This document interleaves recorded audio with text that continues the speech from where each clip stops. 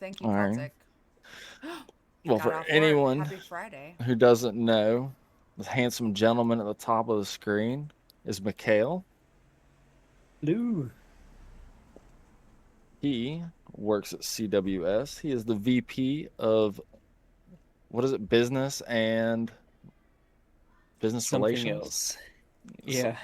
it's a You handful of didn't words, even Public get a it. mouthful of relationship. You, words. you didn't get it right. What Look, the That was hey, I'm close. That was trying here. close. I'm under Well, pressure. first off, what does VP mean? First off, Vice Stop it. president. I'm Yeah. kidding. Vice For those in the President of back that Business didn't know. Relations. So, He's the guy everyone yells at on Facebook and yeah. I everything am. else. I am. Yep. This is him in the So this flesh. this is basically an opportunity for this is a new series we're starting. It's an opportunity for everyone to kind of get to know the CWS employees like behind like everyone on Facebook or in Discord complaining about every little thing that's going on when they're literally working their asses off. And so this is like let's humanize and like understand them beyond just working at CWS, beyond just working on the game and things like that. So we really just want to start getting to know the people that are behind the scenes and making the game that we all play and love so Reveille. much come to life. So this is gonna be Yeah, it's gonna be a lot of fun. What's up, Mrs. Abba? this could be awesome. Yeah. So, Mikhail, do you want to take a moment and introduce yourself? Yeah. So I'm Mikael. I've been working at Combat Waffle for over 3 years now. Um, joined pretty early on as a consultant, I would say, just helping out at first. So in the early days before Combat Waffle, at a working game, even it was just a proof of concept. I joined. Scott asked me to join and help him testing the game, figuring it out, saying if it was fun or not, giving feedback. So I did that, and then he asked me to join the team. And after a few times he asked, I finally joined the team before lunch, and then we launched the game. So, Heck yeah. what part of the pitch of him wanting you to come on board and work for him really like got you to the point where you're like, I definitely want to make this my, career for now. Yeah, it was very hard because I left my job where I was at, and it was very stable. Like I think I worked at the previous place for like 7 years. So I did not really have a reason to leave my previous job, and Scott just kept asking me, and then we made some calls with the team. Just all the team would come on the call with me, and I would just give my feedback, give advice and stuff, and they would listen, and they were like all shooting ideas, and I just felt like the energy was very really good. And then at some point Scott told me, we have to launch and we need someone to launch. So if you're not joining, I'll need to ask someone else. And I was like, ah, shit. Now that's like the window's closing. If I want to make the move, because I like the team, I like the project, and I love VR, so I just said yes and I joined. It was a very big leap of fate. So yeah, Those are the good ones. They always turn out nice. it This is did. something Yeah. fun to work on. So, and before I've kind of talked to you before. So, like before this, I know you said you worked with like Demio, other things. So, is that what you were kind of working on before you came to Tabor? What was the company? So it was not VR related. Like I was helping in VR, but it was not where I was working was actually designing and making all the hockey jerseys for the NHL and the Olympics and stuff like that. And I'm Canadian, so working in hockey was like super cool.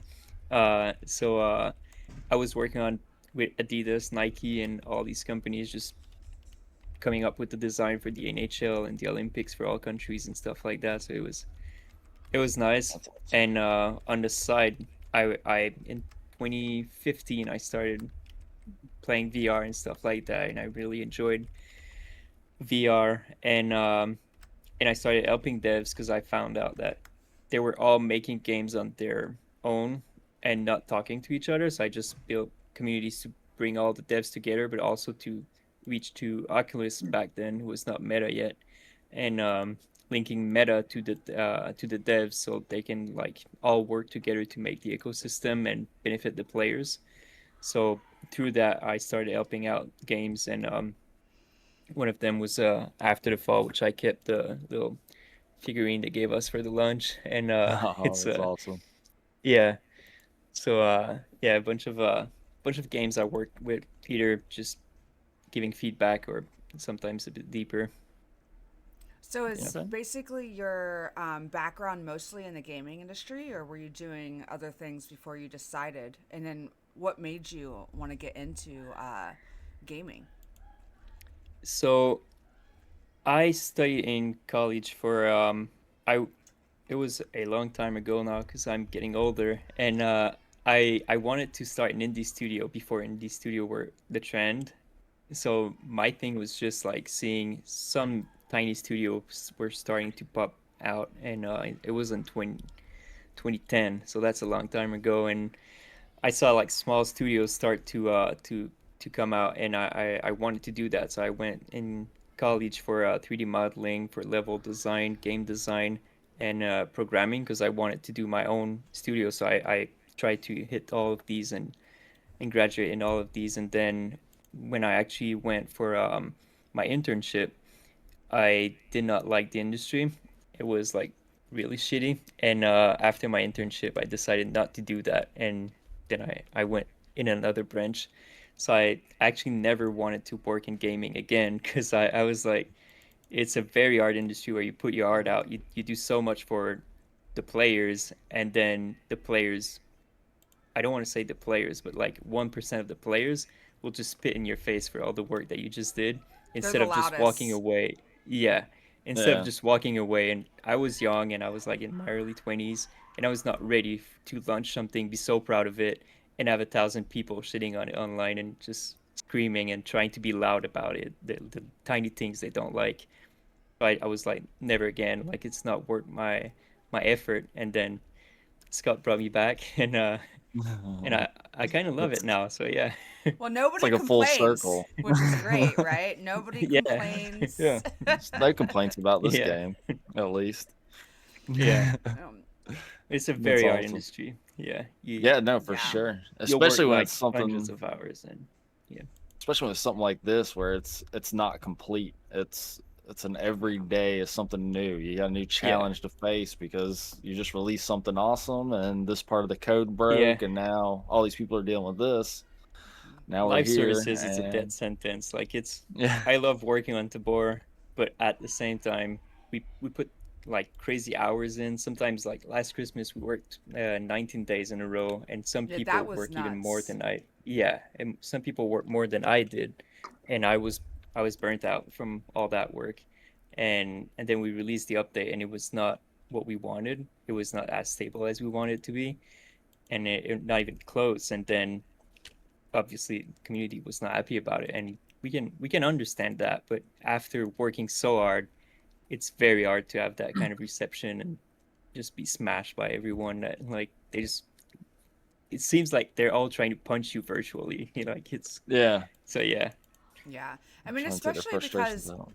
you're doing something that reaches the end user like directly impacts them. So it's not yeah, like you're doing something over here and then there's all these different filters they go through to get to the end user and you're far removed, right? So like when you guys all pour your passion, heart, soul, hours into this and have people not understand what goes into the meat of making something like this and having them not say the kindest things has to be so frustrating because it's blood, sweat, and tears, and it is frustrating. But we do know, at least the three of us you've seen for years on we've been talking to you, Mikaël, for years on the Facebook Goes to the Boar official Facebook group.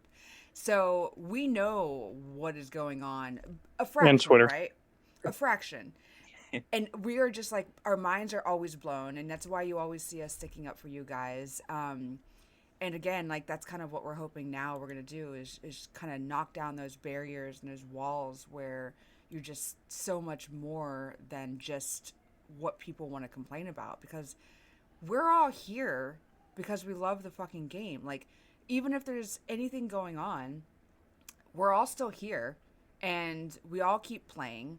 And so it's a beautiful thing. Like, you guys already know that my son got me into this game. He's been playing it forever, taught me how, and now I'm streaming it, which is absolutely wild. But like, you guys are changing lives in a lot of ways. And I hope you're taking that positive feedback as well, because I know they're not as loud as the people who complain, but like you see the stories, you read the stories of people who like is they've found a community, they have connected with people they would have never connected with. Like, my 13-year-old son thinks I'm cool because of this. Like, you're doing so much more good, and so we're really excited for people to really like try to embrace that and understand that. Well, that's how we all met, was through Yeah. this video game. I didn't know any of you That's guys crazy. before that. I have a question for you, Mikaël. Because back in the day, I started playing this game. I bought it April 6th of 23, and I found you guys because I got hooked on VR. I was playing the original Contractors, and Yeah. everyone had all the Call of Duty maps, and I was like, VR. Right. I was like, it's the best thing I've ever played. And I'm like, what else is out there? So I went to that website, SideQuest, and that's where I found you guys. And if I'm not mistaken, I guess you should tell them how you had to, how people were able to get the game back then, because you couldn't just download it off Meta. Yeah. That was very fun. So when we launched the game, it was when the store was still gated, which I personally think was a good thing. And then we had to basically reach out to the player and give them a link that they could follow to be able to download the game or buy the game and download the game. So it was a direct link that they needed. So we had to work like on SideQuest. We had to put the link there so people would see the page, be able to click the link and go download the game. Or a friend would have to send the link so they can click the link and buy the game and download the game from there. It was called App Lab back then. And it was not visible through the store. And there was a warning. Yeah. And there was a warning at the very top saying this app is not approved by Meta, like it's on App Lab, basically telling you not to buy it.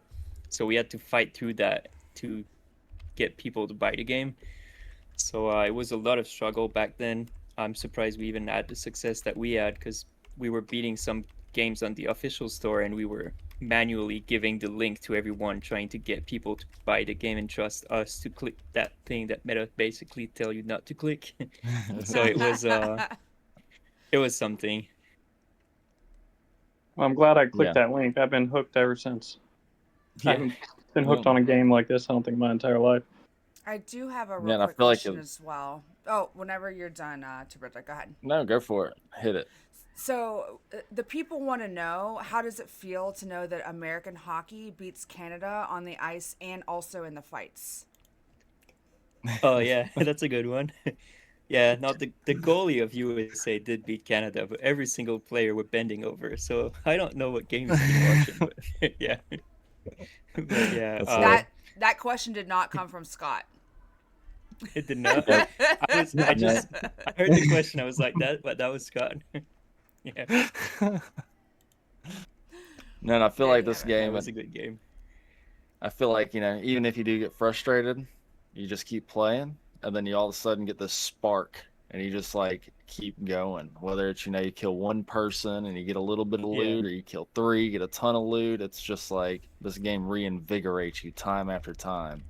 And it was the first one. It was the first extraction shooter in VR. Like, not the first extraction shooter, but in VR it was the first one. There was one before Ghost that tried it. It was called Spark. Don't know if you guys ever heard of it. I don't know. It was a South Korean game. It was like a team deathmatch, but then they added an extraction game mode. But it was so like hidden in the game. You had to walk to a saloon, get in the saloon, go to a certain place, and then you could activate the extraction shooter mode. And I was hooked on that little game mode in that little game. So when Scott told me I'm bringing extraction shooters to VR, I was like, a genius idea because I played that tiny little game that is a glimpse of what it could be, and it was fun.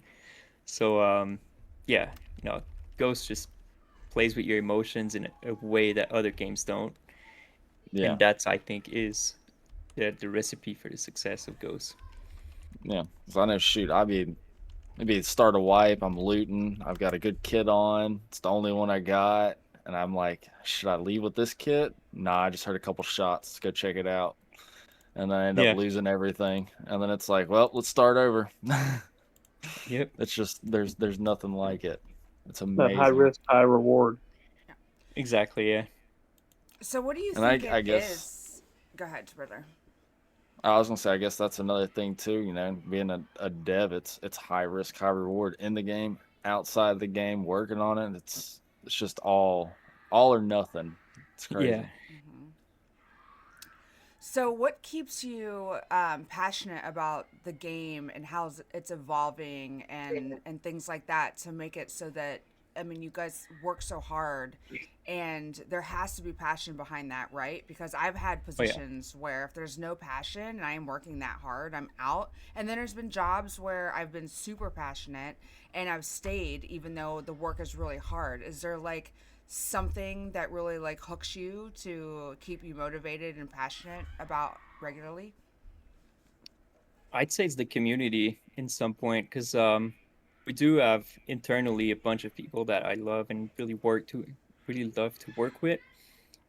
So there's that kind of thing, you know, inside the studio that we have fun, even if we work long hours sometimes and things like that. We still have fun and have, want to be there for each other.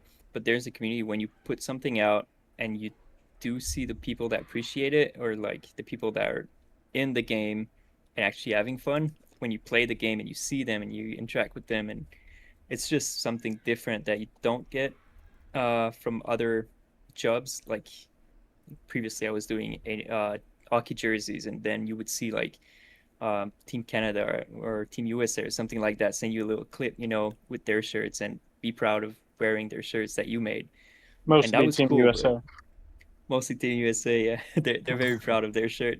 And then yeah, it's not the same thing as the immediate like feedback that you get from a game. You put the update out and like you have to slow down the chat because it's the feedbacks are coming like instantly, and that's a kind of I don't want to say a drug, but it's really something that I've never felt before from another job. You know, just get that immediate feedback and just want to find things that you can improve on and actually improve on them and see the result after that.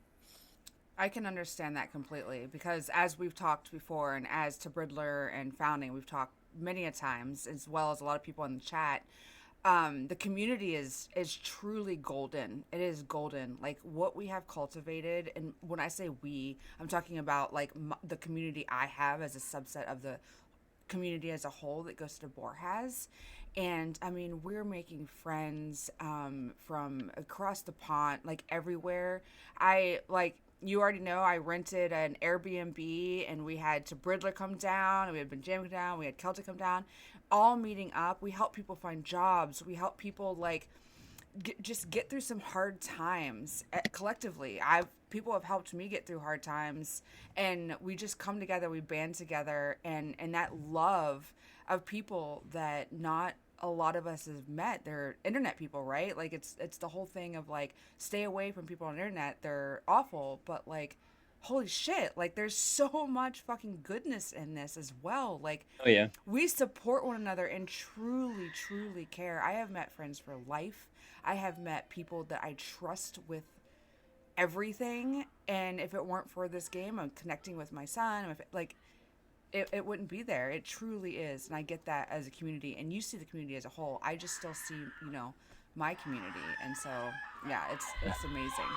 Well, some of us move across the country to live next to our new friends. Yes, founding daddy moved right up from me, just for me. Still hasn't even seen you. Yeah. Some of us do it for the right I've seen reasons, to and then some Bridler and people not want to do it for the wrong reasons. you. Well, yeah. No, I that's see great. her, and I That's crazy. live 1,500 miles away.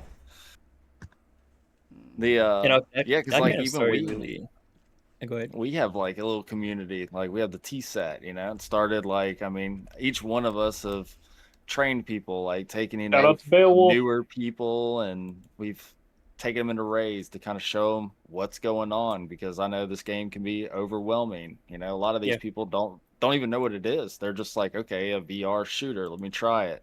And they get frustrated and they complain and whine, and it's like, let us kind of show you. And then Beowulf ended up like, hey, I want to take some of you guys and let's make this little group. And the group's gone from, we had like 50 people in it. I think we just hit, what, 500 or something. It's been going for a year, and we've been helping. I mean, got new people streaming. I've got people that were scared to play the game solo that are now wiping lobbies. Like, it's cool to see that growth aspect. And then also, I mean, I've been playing this game for way too long. I remember my first time playing. It's kind of cool to relive that experience through someone else, because Yeah. there's nothing like dropping into a map the first time and explosions happening, I was like people coming terrified. at you. Like it's crazy. I was hiding in the bottom of the stairs in Silo with nothing, no gun, Oh, nothing. I didn't know what was going 100%. on. And then I died. And then I the was rest of like, the time was islands, hiding in Grandma's house for 30 minutes till someone ran by. I was terrified in Silo. I was scared of the dark. I was scared of everything. I didn't know how to do anything, and I would literally hide the whole time too. And I think like for me, the most surprising part of people who've only seen me stream, because I've been playing this game for years, is the fact that I train people.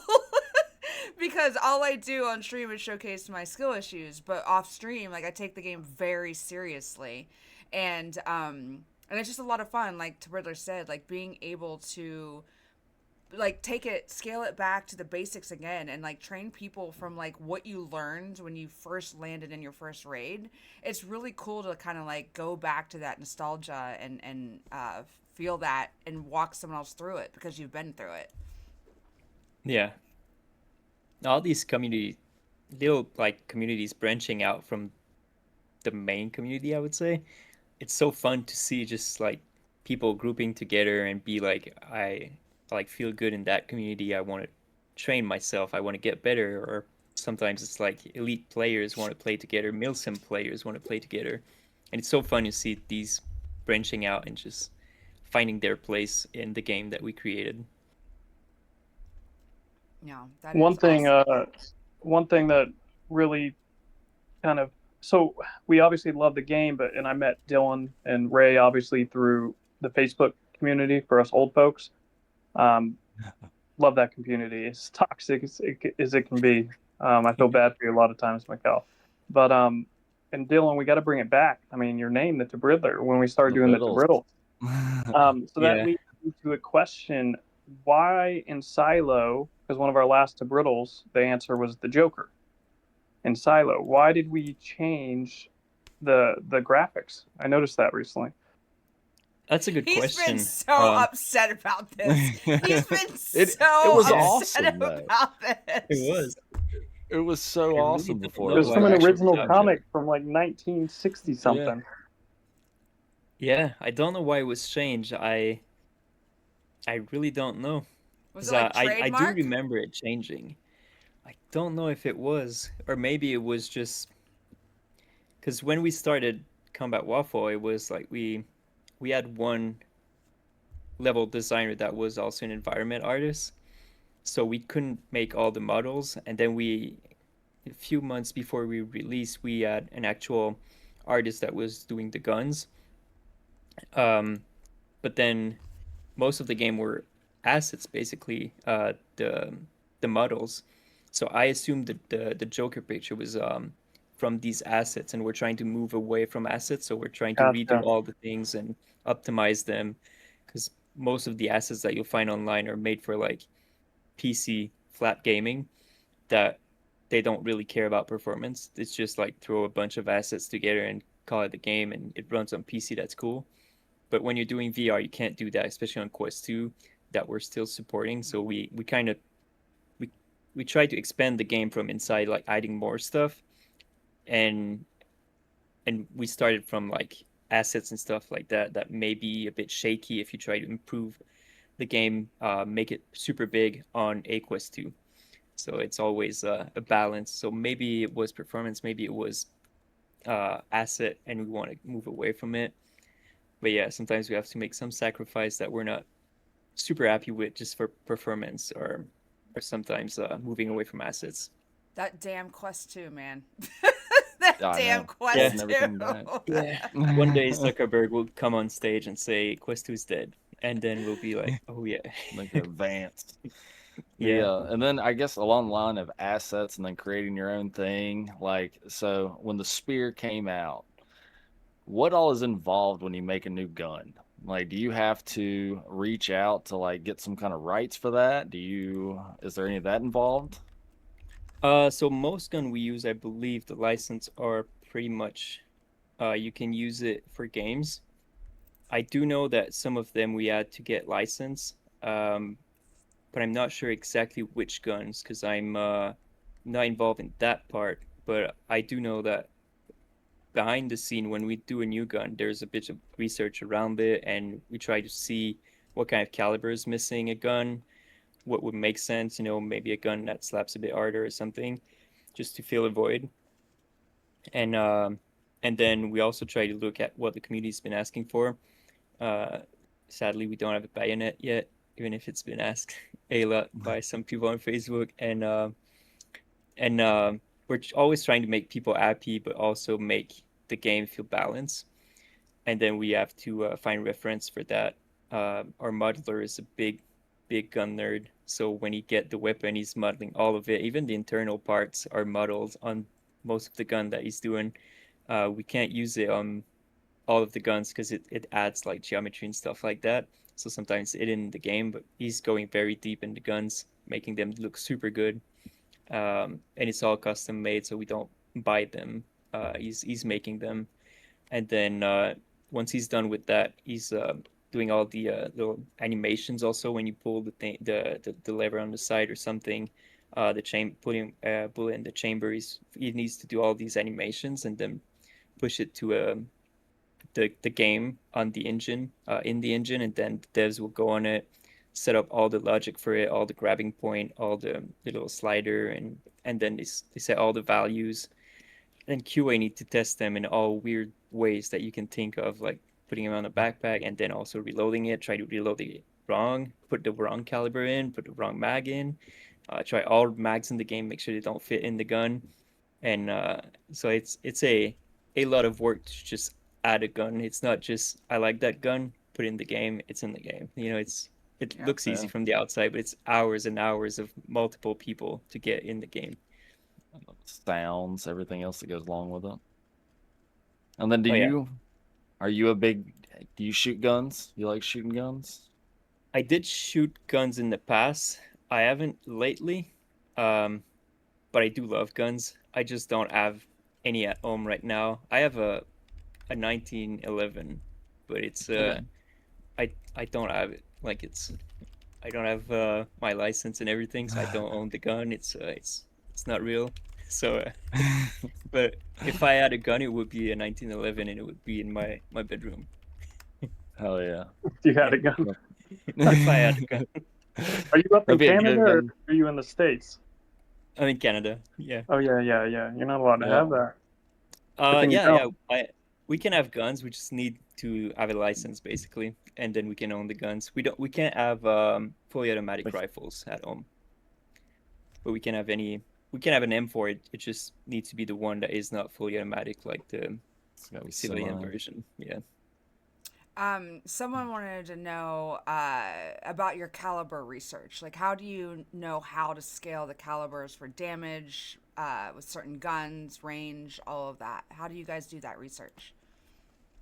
Yeah, so the guns are basically we take the real life stats of the gun, so it's the velocity and all of that, and then we just have a system, basically a ballistic system that we enter all the guns value in there, and it will calculate the drop. It will calculate the like the curve of the bullet when you shoot. So if your the scopes are zeroed at like 100 meter, and then it will calculate basically the trajectory of the bullet, the velocity, and based on the caliber and the type of bullet that you're using, that will also influence the impact and the damage based on the strength of the impact. And if you hit a target that is further, it'll do less damage because it's losing velocity over time. So yeah. Carney said lots of Googling. Yeah. Yep. Google is the I have best I have friend. a question about some of your.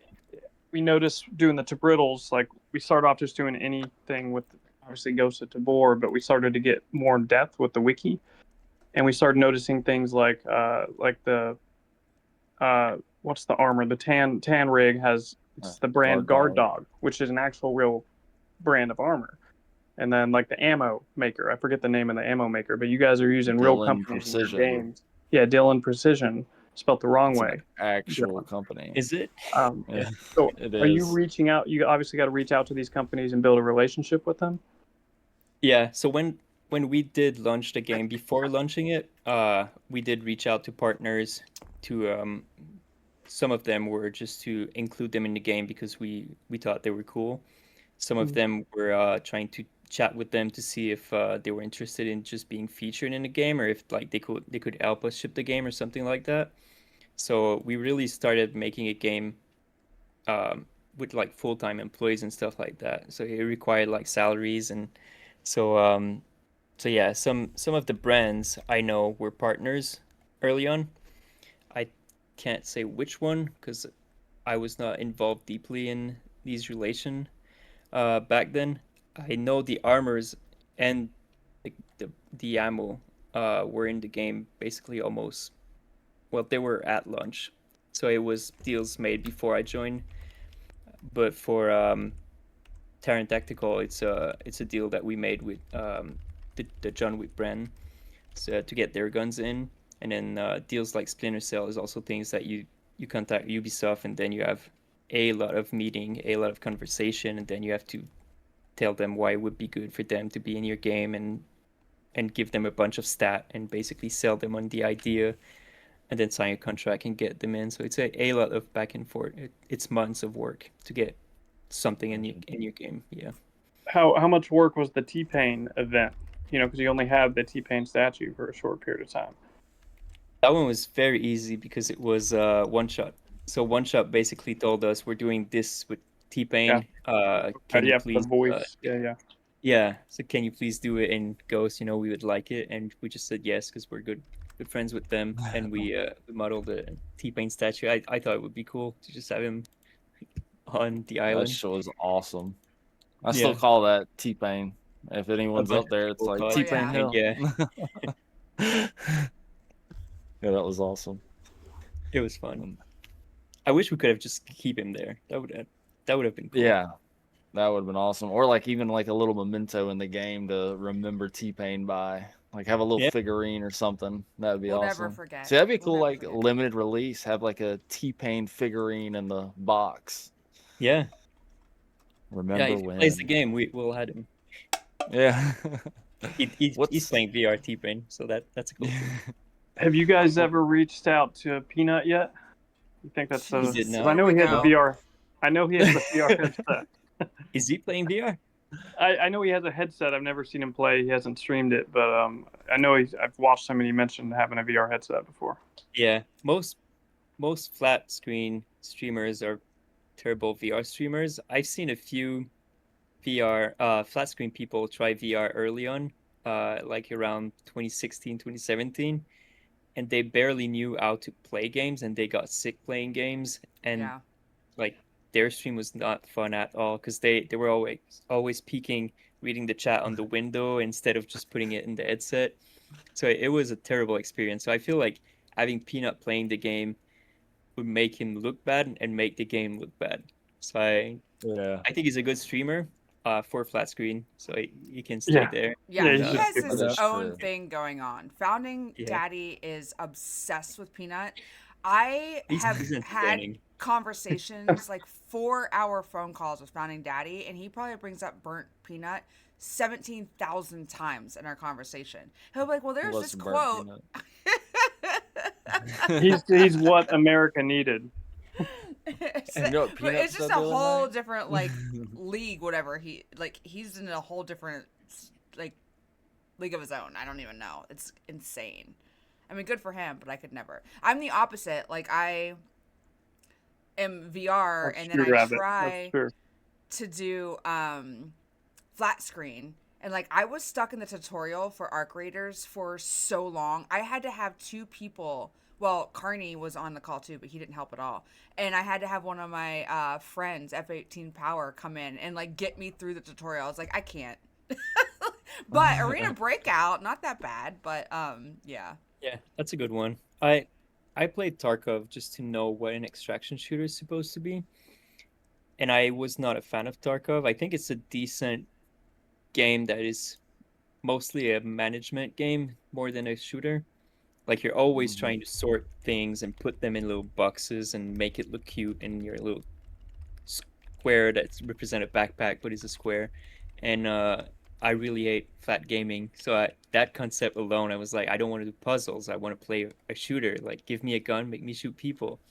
Yeah, And then your bunker is just an overview, and I didn't that's like the it. But yeah, go that's ahead. the beautiful thing about VR, man. Having the bunker, Oh you yeah, actually get to put the guns on the wall. You get to open it's yours. boxes. You Like get to put it's your things gun, in. your You set bunker. it up. Yeah, Yeah, set up how you want. Feels personal. yeah. Like It it's doesn't feel like amazing. dragging an image in like PowerPoint or something. Like I Yeah, don't. you Yeah, gotta you I gotta can't do stash flat and you just shooting. hit sort and it sorts it. It's like no, you Yeah, you actually did this.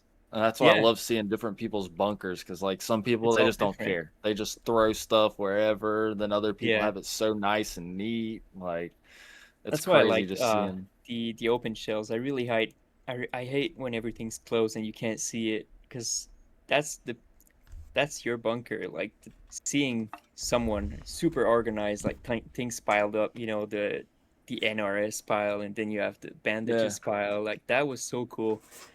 Just putting that behind doors just feels soulless to me.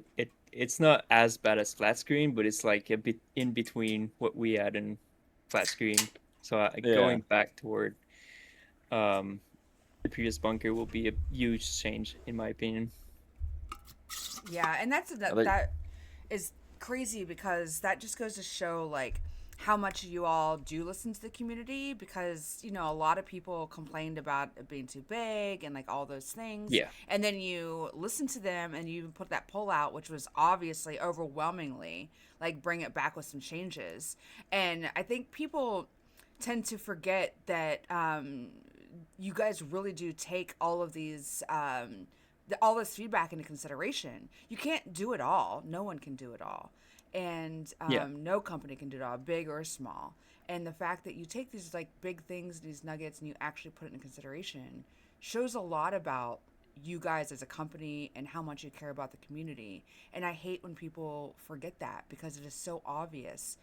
So many things that you guys have done, you've implemented because of the community feedback. And yeah. so yeah, I just think that it's upsetting sometimes when people forget that because it's very obvious that you guys do that. And I think that's another reason why the people who do care and the people who do matter and pay attention really love that and recognize that about you all. And it's yeah, it's something that we're not used to experiencing, and it's a really cool thing that you guys do, and it's not easy. It's I know it's not No, easy. no, we're trying to be transparent. Like one thing, and that's all Scott early on when I joined. It was like I asked him what kind of community do you want? Like, what's the relationship between the studio and the community that you want to see? Because from all the games, uh, it was a very broken relationship. Like you have the devs here, you have one person here that sometimes talk to them, that manage them, you know, and then you have the community, and there's that person in the middle that is not a dev and it's not the community. It's just the community manager, and he's the only one that will talk to the community and like with super corporate message, and will never answer back like directly with an official statement in the general chat or something like that. And and Scott told me that he didn't want any of that bullshit. He wanted to be transparent. He want to be boots on the ground. Everyone is welcome to interact with the community.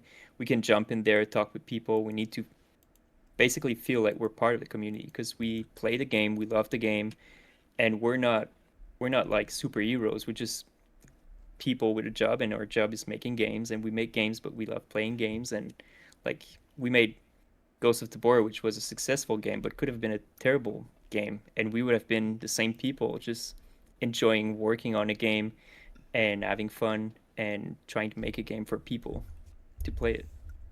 Why do you think that Ghost of Tabor stands out so much more above the other extraction shooter games? You know, I mean, obviously people know that they're out there, they've played them, and some of them love them, some of them don't. It is what it is, but like the data doesn't lie, and we've talked about that before, Mikaël. The data doesn't lie. Why do you think that CWS and Ghost of Tabor just outperforms all of the other extraction shooter games on VR right now?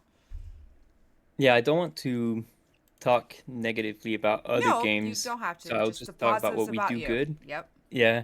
So I think what we do is we try to stay close to the community, be transparent with them, um, engage with them, and even if sometimes um, some of the answers may feel rude because we're trying to just be humans talking to humans and not Yeah. have that corporate layer. It gives you real human to human interactions, and we believe that this made people feel like they're humans and they can talk to us like they talk to anyone and give us actual feedback. And then we don't just collect feedback in a survey and then push it aside and take notes from it and try to implement one to one. We try to understand the issue behind what they brought as an issue, because sometimes you may say the time to kill is not good, make the armor uh, better. But then if you make the armor better, someone with the better armor might never die and just carry that same armor for raids and raids and raids. So if you don't add something like armor damage, well, then you can't add better armors, because if you make the armors too good and they never lower their like armor protection grade, then you're stuck with the same armor for like several raids, and that good person will just get better and better and more money, more loot, kill more people. So we're always trying to think behind what people suggest and try to find the real problem behind what they're bringing up, basically. And I think many studios just read things and then they're like, oh, that's the thing, implement it. That's the thing, implement it. So they are too emotional, they rush things, and we try to think about it and implement the right solution for the problem. It's almost like they have the vision, they write the vision, they have the roadmap, and they're like not really willing to deter. Whereas you guys have a vision, I assume, you have a roadmap, I assume, but you guys are willing to take those risks and kind of deter like what you would typically do or what was definitely in the roadmap in order to satisfy the customer base to an extent. And so I think that's pretty obvious too. Yeah, Gotta and we make have a compromises. solid media team too. I have to give a shout out to Viewy, to Artie, to Z Storm and Property. Like they've been doing crazy good shorts, crazy good long form, crazy good trailers, and when they go on live, the energy that they bring is pretty unmatched from any other game that I've seen in VR. It's No, always that fun is watching them awesome. play. Yeah.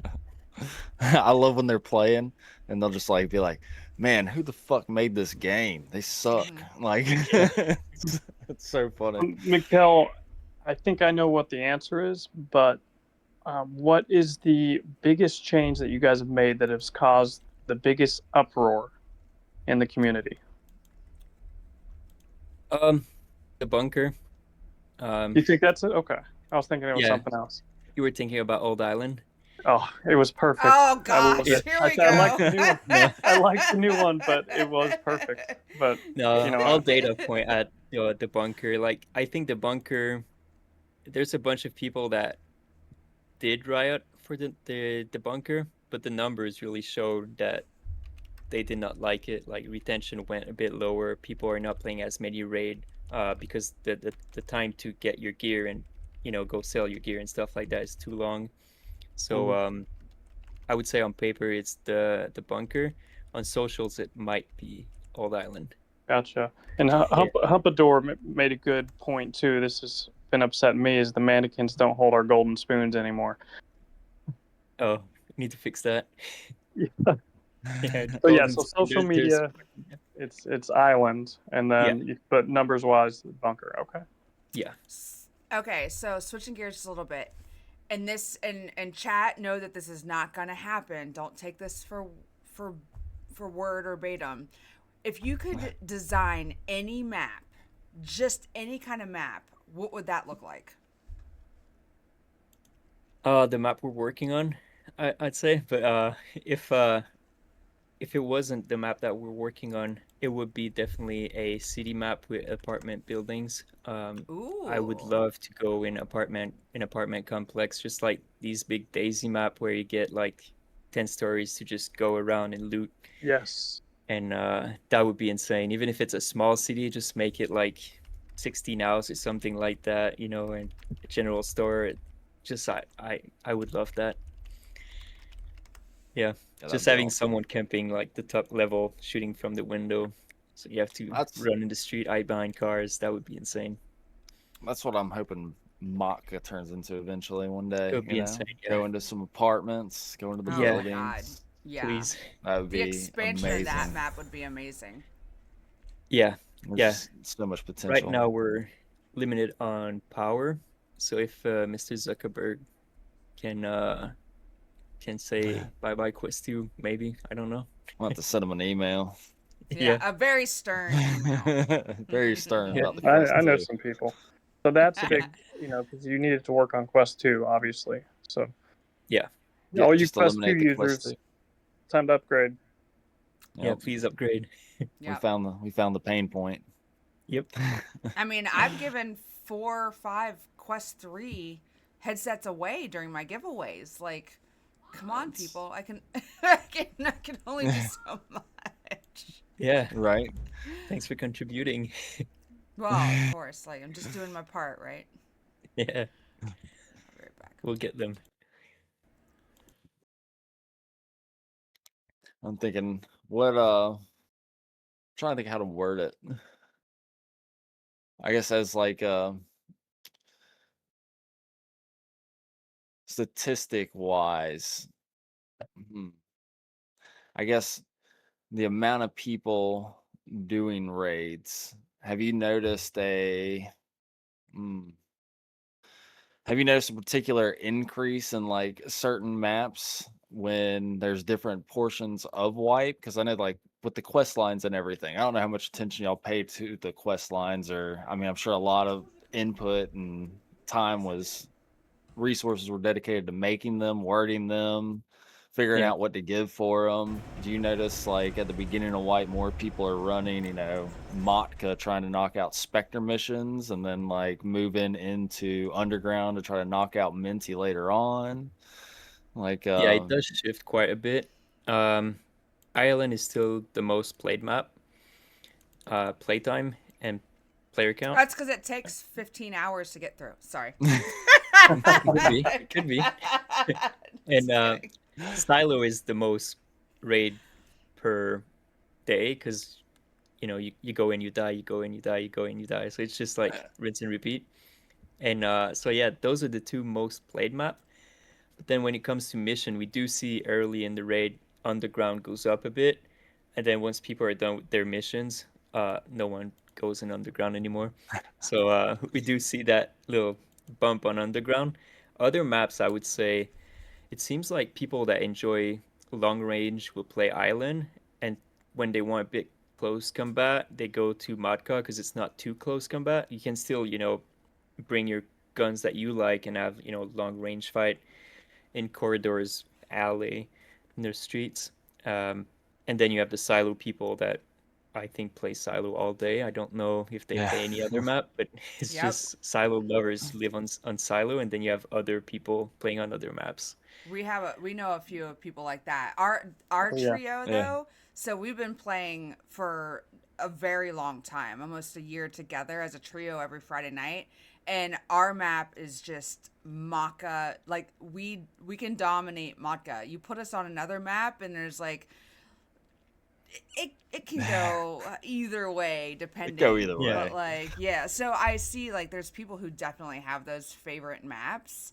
Yeah. I do have a question. So there's a lot of times, especially now when we stream with other people, who call things like, example, in Maka, different names. Like we've got U Street, Pink Alley, Death Yeah. Valley, like all of these different things. Do you guys have like an actual naming system, or is it just kind of like whatever We go it with the is? flow. I would say when we're doing QA on these map, we play them a lot, especially QA, play them a lot, and they come up with names that will stick with during the playtest because we play with QA after they played for like few hundreds hours, and then when we get with them, they already have the call out that they made as they played, and we just roll with their call out most of the time.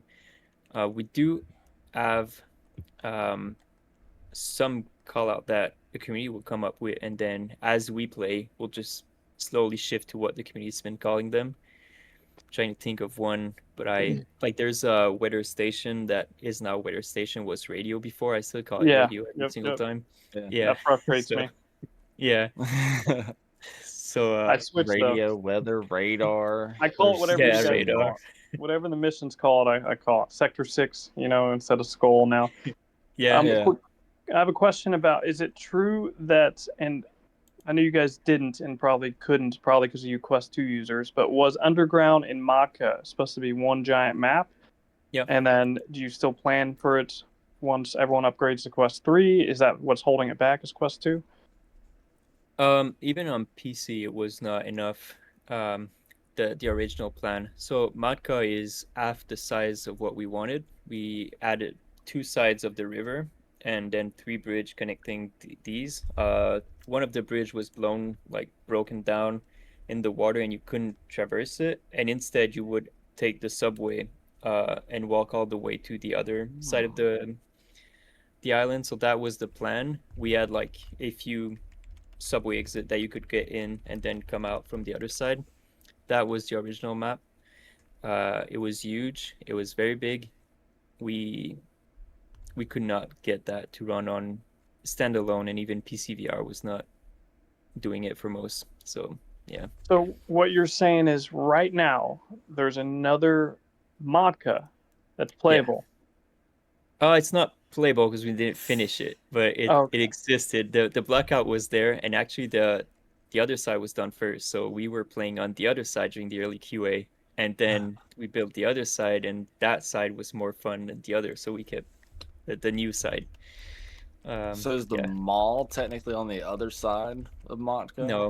No, the Or is mall it was somewhere else? not even. Yeah, it was not even an idea. I think there was a museum, a cathedral on that side, and then the other side there was another big building. I don't remember what it was, but it was a huge building with like 3 stairs, and there was a big center place. I wish we could release at least images of that because it was very nice, but yeah, it's Do gone. you ever plan to introduce swimming? No, we don't plan on introducing swimming. That would be really cool, but you would sink with gear all on. that gear. Yeah. Yeah. You're just Yeah. So Yeah, that would unless be you do naked wild. run, then yeah. I'd be strong see a enough bunch in real life. see a bunch of naked people swimming across the river. Yeah. I So have one a day- question. Go ahead, Riddler. I mean, go ahead. I was, Founding. Finish. I was gonna say one day it's one day there's a possibility of a much larger Maka when the power's there. You're saying? Yeah. Hopefully. All right, go ahead, Ray. Oh, no. I was going to ask something a little bit off topic, but has been super, super important to me that's come up many a times over the last week. In Silo, where there's the office and the kitchen, do you call that office or do you call that kitchen? Is it an office or is it a kitchen? Because a lot of people call it kitchen only. And I'm like, it's an office with a kitchen. It's not a kitchen with a fucking office because It's a break in room. what scenario do people Yeah. build the kitchen with? They're like, you know what goes to the kitchen? An office. I just need to know. Yeah. For all I of don't the get people in that my either. chat that we argue about this. We call this kitchen. Yeah. You call it kitchen? Sorry. There's Yeah. A kitchen There's with not an even a office call it attached. office. Is there? Yeah, It's a break office room doesn't for me. exist for us. It's kitchen and then the thing in front of kitchen and then The thing in front of kitchen. There's a thing in front of Kitchen. It's a kitchen. good call out. Okay, That's the thing in front of okay. kitchen. The hall to kitchen. It's the obstruction you got to get through to get to kitchen. yeah. Yeah. Do you have plans, speaking Damn of it. Silo, to expand Silo, like extra levels? Yeah, we did Plan at one point, then we decided not to touch it because it's some people's favorite map and it's some people's only map that they play. So we don't want to do something that might break it. Gotcha, 'Cause yeah, the yeah. plans that we were thinking about, and I don't want to say it in case it ever happens, but the plans that we were thinking about would make Silo much bigger and would completely change the flow of the map. So yeah, I think it would kill Silo if we do these So the changes. current goal is probably Yeah. to focus just on new maps. Yeah, so we have that new map that we're working on, and I'm pretty sure that when we are ready, we will start teasing stuff about it, and then yeah, revisiting maps might be a thing. We'll see. When you start yeah. to create a new map, how does the topic come up of like deciding like what that new map will look like or consist of or things like that? Like how does that come about? Yeah, we pitch a lot of ideas every week about a bunch of things we want in the game or we saw a community asking, and we try to see what's missing in the game, but also sometimes something that is there, but we have a different vision and we have conflicting vision, so we want to see the two map in the game and see the players what they prefer, and then maybe merge that into one map, maybe remove a map if it doesn't make sense anymore and no one's playing it or something. So we always try to see what's missing in the game and what could be more fun, what people are saying on socials, what other games are doing. You said Arena Breakout earlier. That's a game that a bunch of people have been playing in the studio, and we do like. I played it on mobile way back. It was like my little game in the bed, and I think it was one of the most well-designed shooters, extraction shooters. Everything in the game makes sense. So yeah, we take inspiration from different games and then see what's missing in the game. Yeah, I think that's something that people also don't realize is that everything, like even in my job during the day, we take inspiration from other companies that are doing Yeah. what we're doing because that is just the competitive landscape. That is just understanding like what's working, what's not working. And I can imagine that it gets a little frustrating when people are like, oh, well, you know, XYZ did this, XYZ did that, that's why you're doing it. But people don't really understand like every company ever takes inspiration of like companies in order to build, Yeah. grow, and do better. Yeah, it costs a lot to do all the research, the trial and error. Mhm. Like when you're trying a new map, if it fails, you just lost months, like 6, 8, or 12 months working on that map just to put it out, and people will say, I hate it, delete it. And it costs a lot of money. So if someone else did that, took that risk before, and you see them doing it and everyone's loving it and they're like, oh, you should do that, then why not just doing that? Since they took the risk, they put the hundreds of thousands of dollars to try it, and you can save that money by making a safe bet. So it just makes sense sometimes to say, I will use their R&D basically to put that in mind. And they're doing the same with Ghost of the Boar too. It's not a one-way street, you know. It's It a goes two-way both street, way. 100%. Yeah, absolutely. And it's a fair fight. That's how it works in any industry. If you're in your own silo and you're not looking at what's happening outside, you'll Yep. die. Like you Yeah. won't survive. I mean, there's a reason why we do competitive analysis. So, Yeah. That's Yep. another thing some extraction shooters do. You know, you have your map, and then say you have 5 maps, and they rotate like a bonus on one map to kind of bring Yeah. attention to it. Is that something y'all can see doing in the future? I don't know how possible that is, but is Yeah. that an idea? I don't think I can answer that question, but it is something that would be very nice. Yeah. I'll leave it that way. Yeah. If we could switch Do y'all gears, plan? just go ahead, Real quick, founding. one question before we switch gears. Do y'all plan? So obviously, airdrops is a when an airdrop happens, it's a high risk situation, high risk, high Yeah. reward. Have y'all thought of any other things other than airdrops that you're going to be introducing in the future? Yeah, we do have some ideas. Basically, we are watching streamers play a lot, and we see how they react to the game, but also how people react to seeing them in the game and things like that. So we try to see the reaction, what creates emotion, not only for the person playing, but also for the viewers. And we did take some notes, and we did um, put some features on the roadmap to solve some of these things, add more emotions, add new things that add that kind of emotions that you see an airdrop and you know there will be a fight, there will be damage, it will be violent, it will be fun. You might lose your kit or you might win a big kit. So we're trying to think about Yeah. another Okay, thing like cool. that. Yeah, because those are the moments that for me, one some of the big moments that make the game amazing is those. What Yeah. about different ways of extractions? Have you guys? I'm sure you guys have discussed it. I know like Arc Raiders, you have to click a button and it lets everyone Yeah. around you know. Have you guys thought about changing extractions in the future? We did have a moment of Arc Raider where everyone was playing Arc Raider in the studio, and then they a few shift to Marathon, and then everyone went back Yeah. to ABI and Tarkov. And I think during that process, they went through a bunch of different ways to extract, and it did bring ideas. So far, we haven't settled on anything that would change the way we extract, though. But we did, I did see a bunch of ideas just flow in the our work Discord. I So could see that I know causing a it's lot of drama in the community yeah if it was much more difficult to get out, like Arc Raiders. yeah yeah. So But I That'd be couldn't it's even get awesome. out somewhere of in the the back of tutorial. our mind that we do You we get think cursed about it. out a lot, Mikael. Yeah. Ray, you wanted to switch gears? Oh yeah, I'm curious, just like getting away from the game a little bit and your workload and what you do during the day. Like it is a perfect day after work, a weekend or whatever. What are the type of hobbies and things that you do that you're passionate outside of the work of CWS? Yeah, I'm Canadian, so I have to play hockey.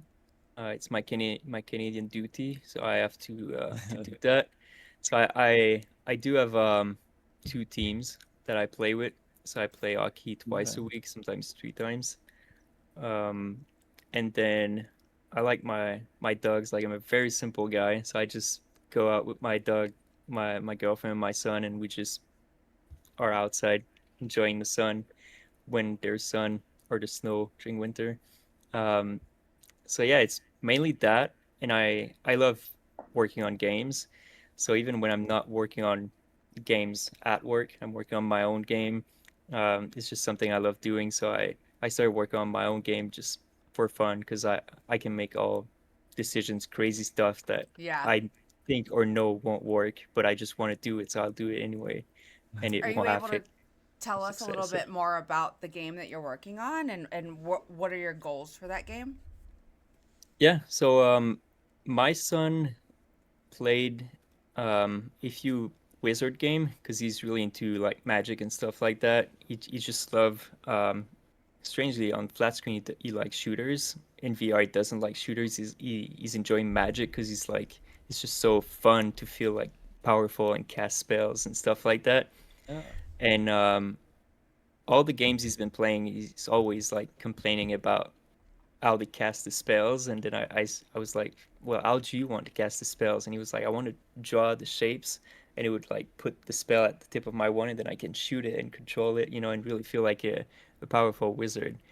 And so I just started working on a concept of that for him, and he's enjoying it. So I'm just pushing that all the way and doing like a little co-op game because he's not into single player games, so it needs to be co-op just to make my life harder. And so I'm making a multiplayer game, and it will be. I'm a big fan of Monster Hunter, but I know that making a Monster Hunter game in VR would take me forever as a single like solo dev. So it will be a very stripped down version of something like that. It will be just a wizard game that you can pick a contract, travel to that map with loading. I don't want to make it look like it's real traveling, but yeah, you'll travel to the map, execute your mission, like kill 5 of that type of enemy, and then it'll bring you back with a reward, and you'll buy a new outfit and stuff like that. That's what I'm working on right now. So That sounds awesome. how long does something like that take for like are you doing Too this long. alone or do you have like a some friends or a team? I'm doing that alone. Um, it's really a challenge that I'm setting to myself, and I'm giving myself 1 year to do it, which is not enough, but I will do it anyway. So it's just cutting on my sleep and stuff like that. So we'll see how it goes, but so far it's going well. I've been working on it for 2 months now. Yeah, 2 months, but when there's a wipe in Ghost, I can't work on it because I'm focused on the wipe and I just want to get the wipe out. So even if I'm trying to work on my game, my head's just not there. So yeah, I've been working on it for 2 months, but take like 3 weeks out of that because it was working on the wipe. And I got the multiplayer working, the wizard spell casting working. I got the spells in, and even a mini game because we were testing the game just shooting at blocks at first because I didn't have enemies, and I had one sphere and one block, and when we shot the sphere, it just started rolling, and then we were just like shooting the sphere to try to control it, and then my son, it was like his favorite part of the game, so we would spend 30 minutes just shooting the sphere and trying to play like soccer with it. So It's I made awesome. a little soccer game in that level so we can like just play and track points because he was always saying that he scored and he did not. So I wanted to beat him. So now it's an actual game, and now I know when he actually scored or not. So yeah, No lying. That's That's amazing. You have awesome. like a built-in test subject, right? To like yeah. Yeah. QA and tell you what they want, what they don't want, what they like, what they don't Oh like. yeah, That's and awesome. you know what he doesn't like. So when Hmm. I'm doing something that he doesn't like, he say, "Oh, that's very bad," and he just take his headset off and go away. So I'm like, okay, I guess I'll go back to Yeah, the drawing board. He's like, Dad, do that's better. Do awesome better, be too. better. Yeah. Because That's kids are awesome. Get to brutal. They're spend a lot so of time brutal. with them too. Yeah. Oh yeah. No, it's Get fun the because quality time. yeah, and he started learning programming. I tried to Oh, teach that's him. awesome. He, I mean, it sounded awesome until the next sentence, but he dropped. So he didn't like it at all. He was like, "That's like maths. Why'd you like that?" And I was like, "Well, maths fun." And he's like, "No, that's boring." And then he don't want to do that anymore. So I'm like doing it the game for him that he would do if he could do a game. Yeah. That's Yeah. awesome. That's Basically tells you something that he'll what. never forget ever, you Nope. Yeah. know? That's amazing. Oh yeah. Well, Mikaël, I see you on X or Twitter, I guess. I see you interacting with a lot of the people in the VR community, people that Yeah. play games and test games and even kind of make their own games. So VR is, I don't know how you guys feel. I feel like it should be way further than it is in terms of how many people play it because it's just Yeah. incredible. Um, and it just hasn't hit that tipping point yet. So I've been trying to think of what kind of games, other than awesome games like Tabor, would get people to play VR. Like whether it be Pokemon Stadium or Pokemon Snap, like those kind of games in VR. What kind of games do you think would get a lot more people playing VR? Yeah, I think as much as I love VR as a 37 years old guy, I think Hey, the I'm future 37. is yeah, but I feel like the kids are the future, like teenagers, these are the ones that will bring VR to places because when you're looking at that, like I started playing games when I was, I don't know, like 6, 5 maybe. And I was really into gaming between 12 and 16, and then after that it kind of phased out a bit until I found VR. And all my friends, if I'm looking at it, some of them stayed until early 20s, but then it started like going down a bit before going up, having families, things like that. So I think shooting for the people that usually have money for consoles, which is like in the 30s, they usually stop playing games or they're really into one game. they're like hardcore gamers into one game. So I feel like making games shooting for the 12 to 16 is the range that we can get more people into VR. And then if it's normal for kids to play VR, it normalizes VR headsets in a family, in a house, and then the parents will start adopting the consoles. But if it's just a weird thing that parents put on because it's all people games, um, kids won't play it, and the console will die very quickly. So So I a feel lot like more incremental gorilla games. tag, you're saying. No, Oh not that. goodness. No, please. Oh goodness. No, I feel Oh like goodness, we're no. I feel like we're someone found one area where kids enjoy playing VR games, and now everyone just think that this is VR game for kids, but I don't think that's it. You know, if you look at Roblox, No. they have like these incremental games where you're building a city or you're improving your base or you're improving, your market, your shop, Hmm. and there's no games like that in VR. So I feel like all Yeah. these games where you collect things and then it collects money for you, you have your workers collecting money selling your candies or whatever, and you improve your shop, you improve your store. There's no games like that in VR that will attract kids. And That I is feel true. like branching out from this is a Gorilla headset to this is a multi-game headset will do good for VR, but we're not there yet because people do monkey games because one worked, so why not? Yeah. So I see, like, I'll hop on side quests, or I'll even see on the Quest store, like, all these yeah, different versions of gorilla tag. Like, it's so I'm not bad. getting 50 of them. Hmm. Just trying Yeah. to, I guess, make money, be the next gorilla tag. It's wild. It's very bad. Yeah.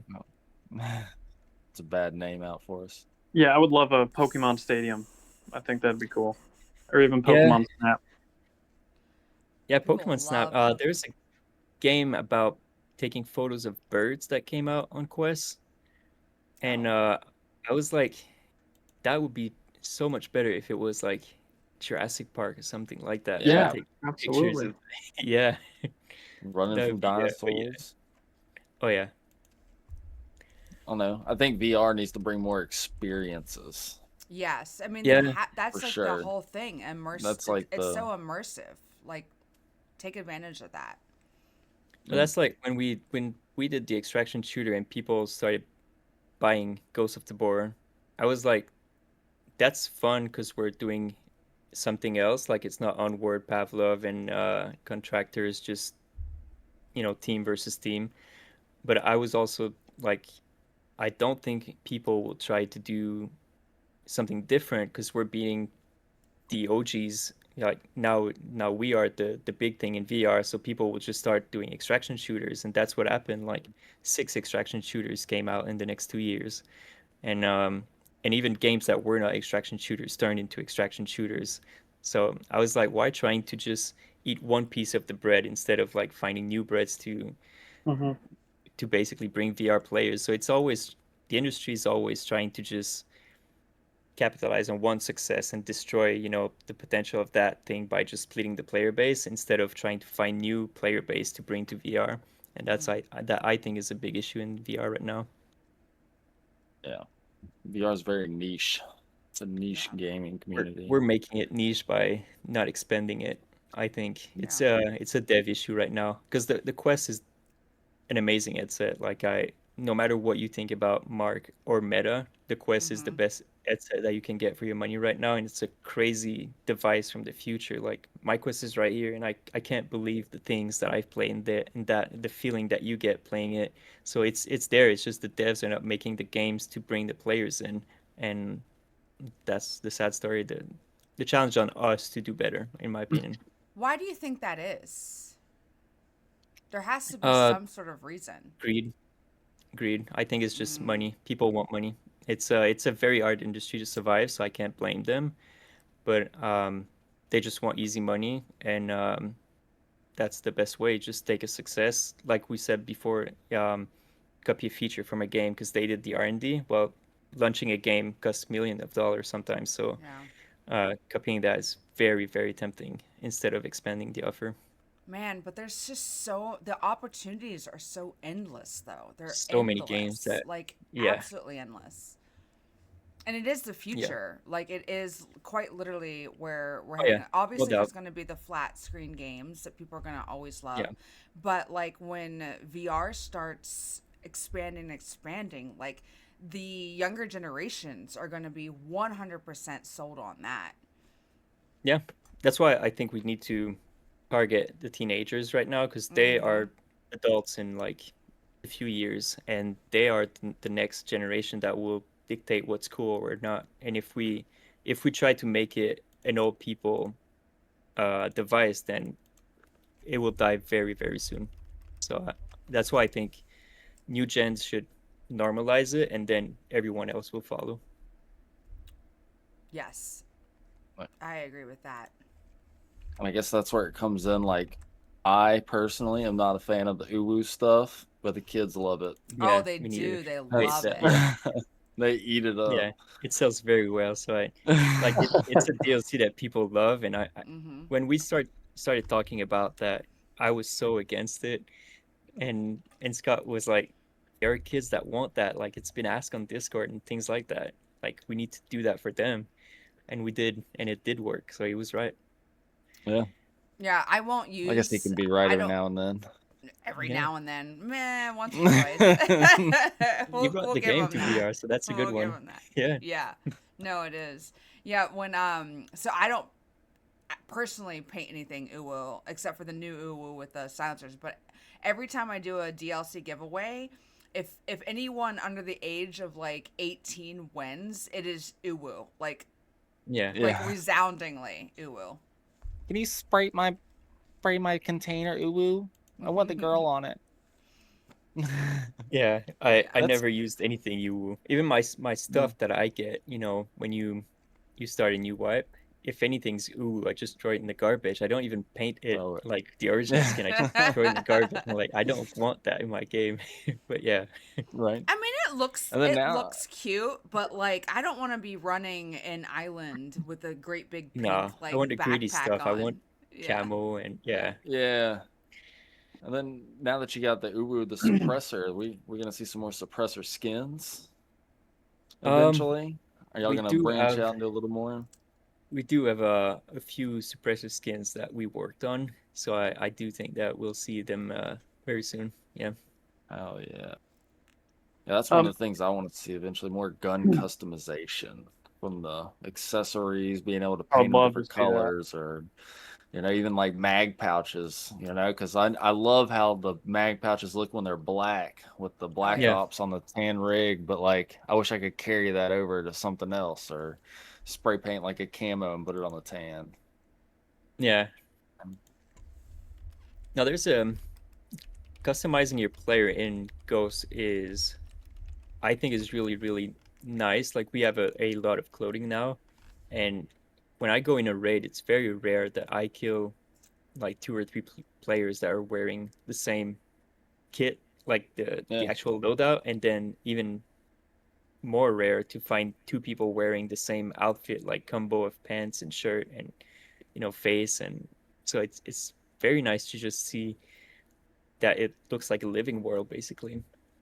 Oh, yeah, you it's know not what like you the don't black and see? green. You don't see any A women female. characters. We don't see that, yeah. Yeah, we had them before and now we lost them.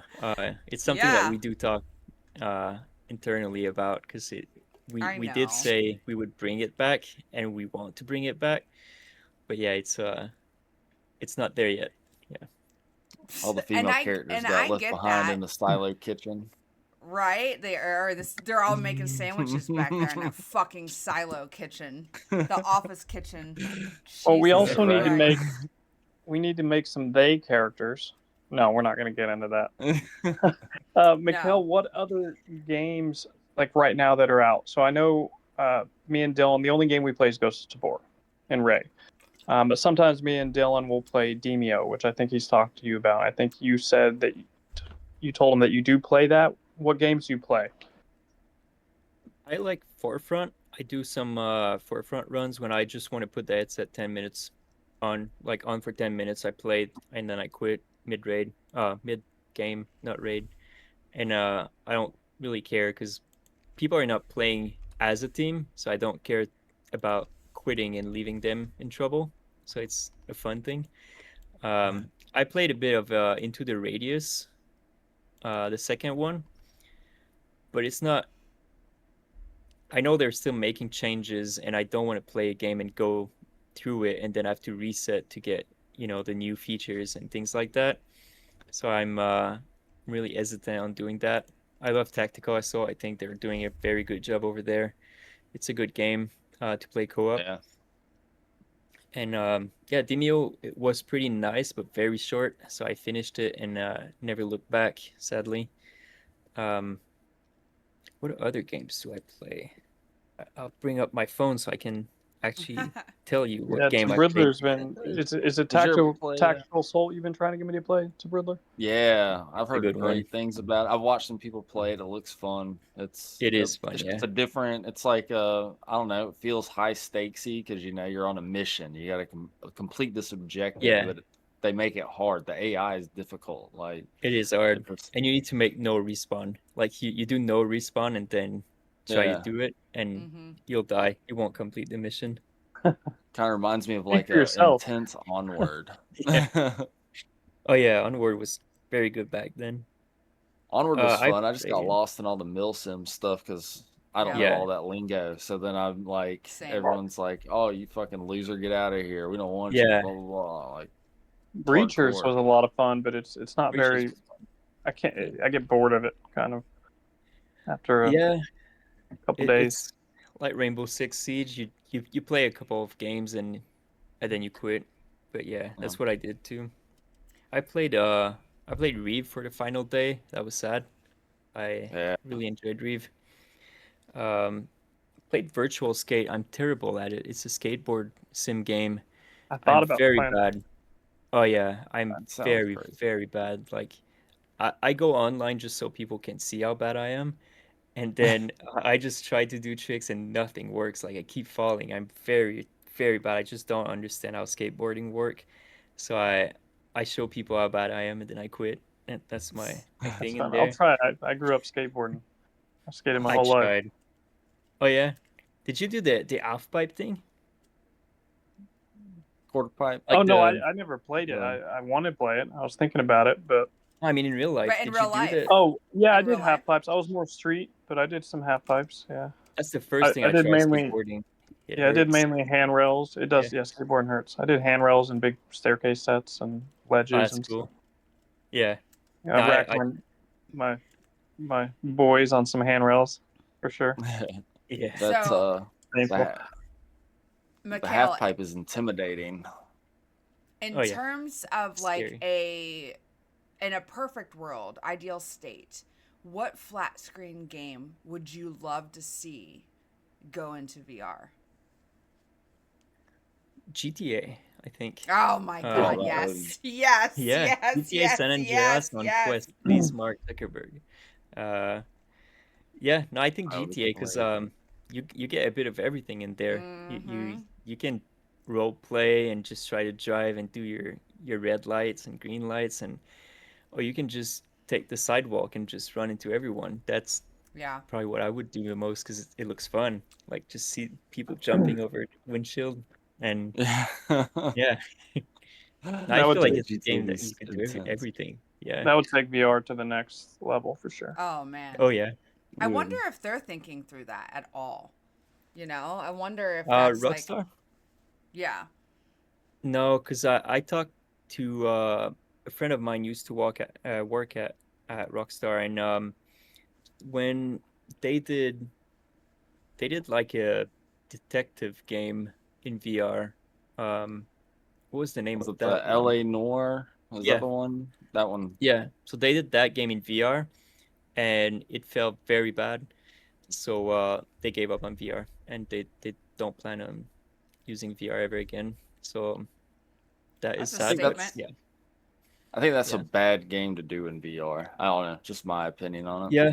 There's so much to it. Like if I was It's a great game. if I was a dev trying to make a game, I would never make a GTA game because you have to get the driving right, you have to get the flying right, you have to get the walking right, the combat, like end to end, the guns. It's like everything in a game that you don't want to do in one game. Mm. So as a dev, it's the worst game, but as a player, it's the best Yeah. game. It So needs to be like Yeah. Quest 25. yeah, yeah.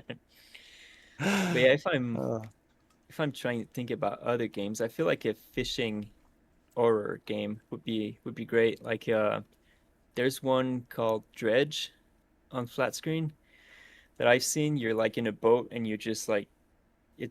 They got a day and night system, like a cycle, and you go out during the day trying to fish and bring the fish back to the city to just upgrade your ship, upgrade your gear, upgrade your city, and like do missions. But if you stay out for too long, it goes dark and your character like start to go like crazy and you see things like you'll see like a light in the distance, and if you drive to that light thinking it's like a lighthouse or a ship, it's actually like the big fish with the light on the top of their head, and they try to eat the ship. I think like that's something like that in VR would be cool because you get the sense of like being lost on the ocean. You're fishing, you're just having fun, and then you see the sun goes down, and you're like, "Oh shit, I need to go back," and you try and rush it, and then you see the big creatures trying to eat you.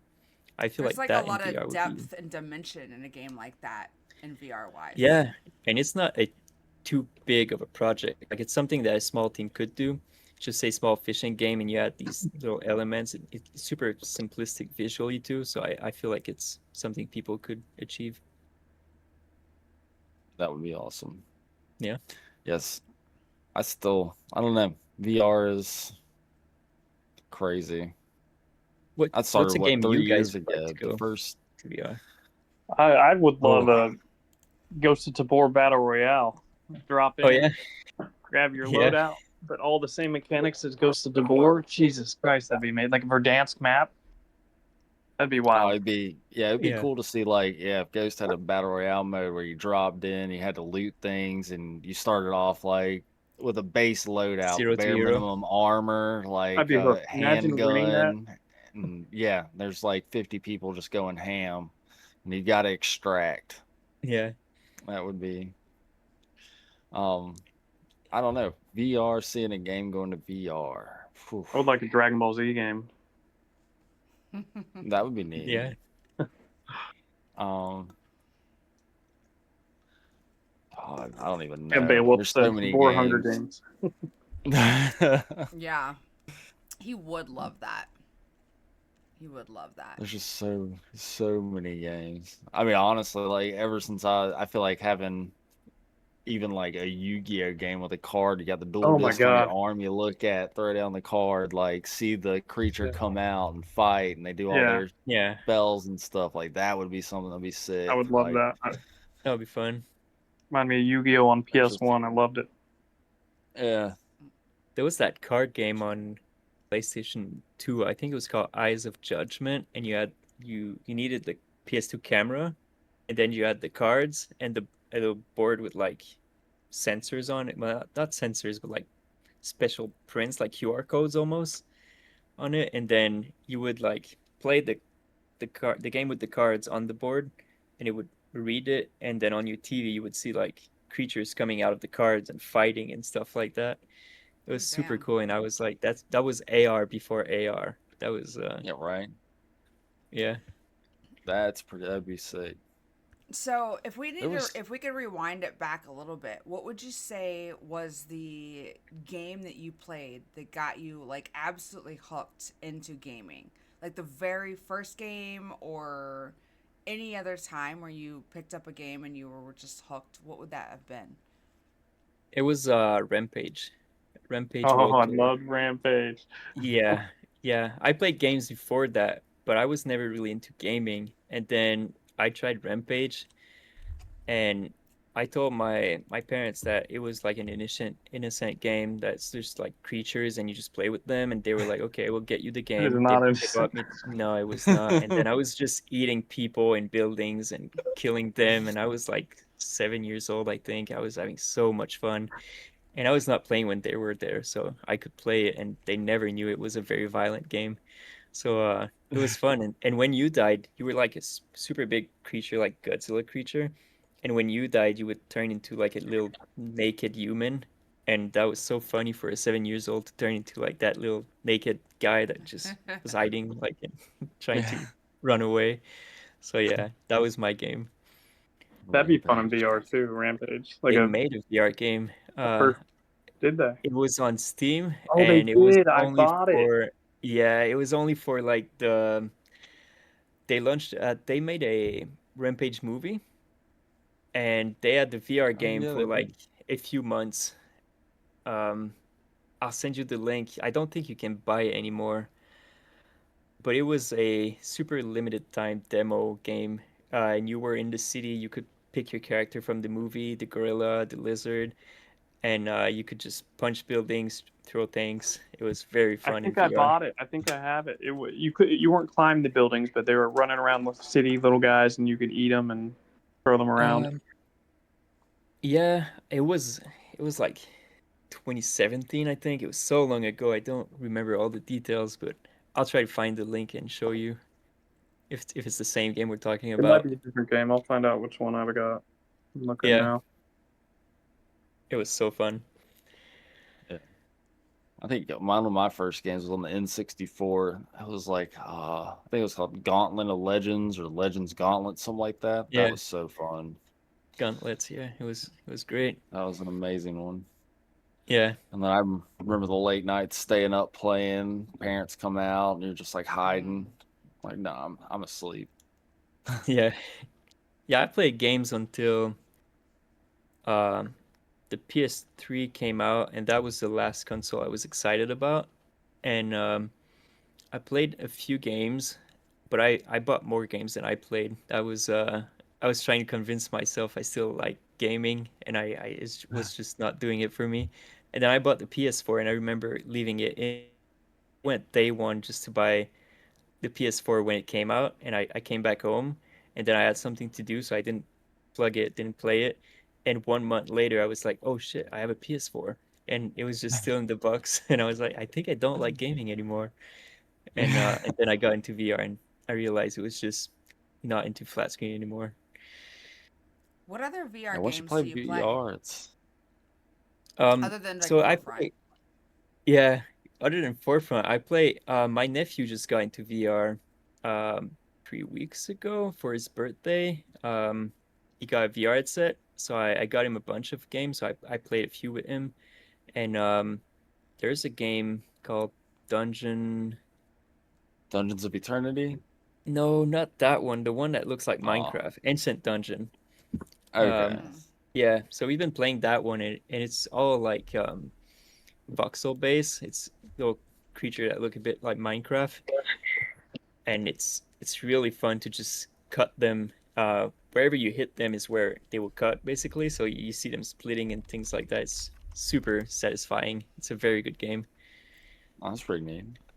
Yeah, I was The not expecting to have fun in there, but I did have a lot of fun in there. you played that Underdogs game where you're like Yeah, the mech and you get to go in the arena? That one's pretty cool. I do love that game. I'm really into multiplayer games, so it's hard for me to really play it for a while, for a long time. But I did try their multiplayer game mode that they have for Christmas, but it was very weird because it's mainly children playing it, and the goal of the game was to grab the balls of other robots and rip them off. And I didn't want to do that to kids. That was just it felt so wrong. I just went in the game and I was like, oh, that's the goal of the game. I'm not playing that. Not with kids. You're That's not competitive enough if you're not going to steal nope, balls from fucking kids. nope. I Those won't haven't do even that. dropped yet. Yeah. Oh, Fog! I had one of those Nintendo Virtual Boys. Oh, the Virtual Boy. Yeah. I never tried the Virtual Boy. That's something I need to do at some point. I think they just recreated it. I think they brought it They back. did for the Switch. Yeah. Didn't Yeah. I remember I think having it. that when I was like 8 years old. Yeah. I You think played is it Mario Tennis. standalone or is it for the Switch? The one way The new back one. then was obviously Uh, standalone. I don't know about the new one. yeah. The new one is standalone. Oh, I'm not sure. It says Virtual Boy for Nintendo Switch. Oh, it is for So Switch. Yeah. I'm guessing, Yeah. yeah, you gotta have a Switch to do it. Yeah. I'm not That's pretty buying the neat. Switch to buy it, the Virtual Boy. Yeah, I'll no. find I bought someone a who owns it Switch. and try it. No, Ray's talking about it's like this little red clunky thing you put your face into, and it was essentially VR, but it was all red lines or like green lines. Yeah. And I would play Mario Tennis. It was, you could see the depth in it. Yeah, it Um, was a headache simulator. it was a headache simulator, and it like broke your back as a kid. Yeah. Yeah, that was something.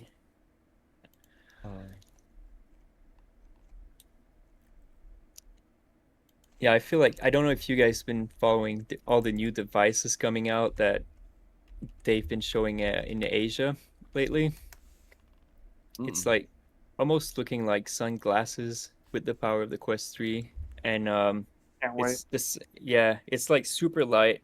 It's just two branches like sunglasses, not even like full around your head, That's and nuts. it weighs like maybe 400 grams, which is I think What? still too heavy, but getting there. So yeah, Those I I'm really think Asians that's excited really know what they're different. doing when it comes to technology. Oh yeah, yeah, Yeah. they'll be first for sure. It's can't win. I gotta look this up now. So Yeah, there's Quest 3 weighs 515 grams. oh, it must have been lower than 500 then. I'll send you some Quest later 3. on, but I think it's DPVR that did the ones that I saw today, and then there's Play for Dream working on a few device too. I've seen the that big screen. I don't know how long that's been out. Yeah, the Big Screen Beyond 2 came out Those last things look July, I cool. think. A lot Yeah, smaller. it's very small, I yeah. know. I know Para plays with that one. I like how small it is. It's not like a huge block on in front of your face, and I don't know, it seems more convenient. It I does, guess that's yeah. going to be one of the next things is trying to get that next headset that's not big. That I wonder if they have like if they'll ever make a two part where it's basically like just something small in your face that like hooks up to something in your pocket for like the GPU CPU Yeah, type deal. that's what I've been seeing lately. People trying to move the battery from your face because the battery's like the thing that eats Hmm. up the most, like the fastest. And then you have the battery and then the GPU and the CPU like almost touching. So it's terrible because you have the GPU going out and then the battery going out, and then they just like basically never help to cool it down. So Yeah. by removing the battery and moving it somewhere else, you already help the headset a lot. So they're working on a bunch of things. Some people move the battery to the back and a wire cable going down to a puck, which has the process unit. So you only have the displays. That also seems nice, but you have a cable, you have a battery, you have like so So, it's just moving the weight all around the head, hoping to find a yeah. solution. But yeah, we'll get there. Right, Paratrooper. That's what I was saying. Pokemon in VR. That would be Yeah, huge. there was Um, PokeQuest for a while. so, Mikaël, it is late for you. How are you feeling? Because we want to be respectful of your time because you were our guinea pig, and we were so freaking excited to have you. We've been interacting with you for years. Um, are there any misconceptions that you want to clear up? Are there any final thoughts? Or do you just have anything you want to say? Or you could just say goodbye and close out. But we would love to hear like anything that you kind of want to say as a closing statement. Yeah, one thing I will say, and that's not just Ghost of the Boar or just Combat Waffle, it's pricing in VR. I feel like people are really attacking devs for making decisions regarding the money. I've seen people attack Into the Radius too because they charge a real price for a real game, and I think that's just unfair to do. Um, I feel like people need to take a step back and look at what's the actual state of the gaming industry and compare flat screen to VR. And of course, the flat screen games are bigger, but they're also a lot easier to make, and they have so much boilerplate that we call like just taking something from the previous game, bringing it back, and it's just a foundation for the game to build on. And they charge like $80 for a game, and then you go in VR, devs will charge like $25 for a game, and people are like, "Oh, the price way too high," but it's a super low price. And then DLC, which we do quite a few DLCs. We priced them so low, like $5 for a DLC that took us like 4 weeks to make, and people are like, "Oh, that's way too high of a price," or "You release too many DLCs." But we price things so low to be affordable for the players, and we think about the players first before thinking about us. And then seeing that reception does suck quite a bit, especially when you're doing that to keep the studio rolling, keep the servers up, and things like that. And then you see people attacking you, but we charge so low for the game because we have DLC, so we can keep the price low, and we're all doing that so the people that can actually spend money will spend more money if they appreciate the game. So we can keep the price of the game low, and I think people don't understand the strategy. And even when we mention it, people are trying to find a way to counterattack instead of just being like, "Oh yeah, it makes sense. You need money to actually pay for servers and pay your employees." So yeah, that's a thing in VR that I see, not just for Ghost, but in VR in general or in gaming. And I feel like people need to understand and be supportive of that, especially in that industry that's so stressful and people are like burning out. Suicide is a real thing in the gaming industry. There's a lot of suicides, probably one of the industry where it's not going well right now. So yeah, there's that.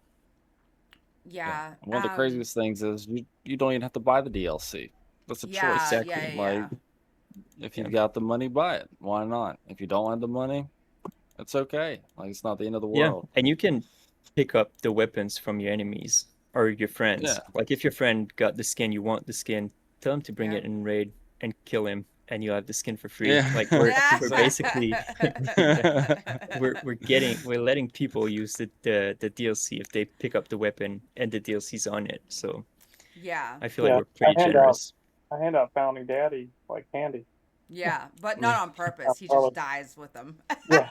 Yeah. No, I bring them in all the time. No, Free pounding. I kind of mentioned earlier, I just now started like downloading flat screen games, and I could not believe how expensive they were. And I was telling Celtic, my mod, yeah. I was like, what the fuck am I doing? Like, I just bought like $300 worth of games that I don't even know how to play yet. And this is so expensive. And he was like, yeah, this is how much games cost. And I was like, holy shit. So people are complaining about a 99-cent to $5.99 DLC or a $24.99 game. Like, holy shit, those flat screen games are so expensive. And I know, like, they're all obviously like built out more because they've had more time, their legacy and all that. But like, still, like, the immersion of VR, you would think that it would be double the price. Yeah, it's double the work for sure. Yeah, exactly. And that's the thing, the double the work. And then you got to think about, I don't know, one of the things I think about when I buy a game is, well, how long am I going to play this game? Yep. Like, is it worth the money? And then I think about like Ghost. I literally paid, I don't know, I think it was like $30 for the Independence Edition, and I've played over 4.5K hours easy. Like, oh yeah, no problem. So like, it's definitely worth it. And then I mean, I bought the game itself again. I bought all the DLCs, even though I don't need to, like, because I like the game.